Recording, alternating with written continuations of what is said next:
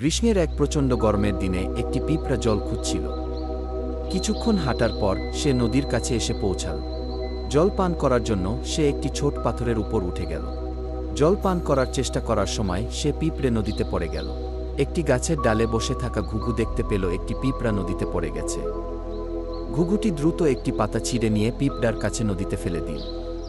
পিঁপড়াটি পাতার দিকে এগিয়ে এলো এবং তার উপর উঠে গেল। শীঘ্রই পাতাটি শুষ্ক মাটিতে ভেসে চলে আসলো এবং পিঁপড়াটি লাফিয়ে মাটিতে চলে এল।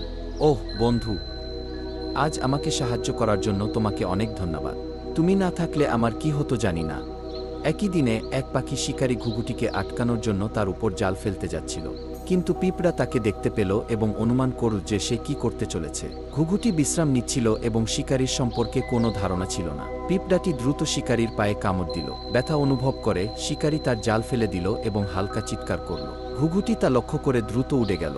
গল্পের মূল কথা হলো, কখনো কাউকে করা ছোট্ট একটা সাহায্য তোমাকে বিপদের সময় রক্ষা করবে।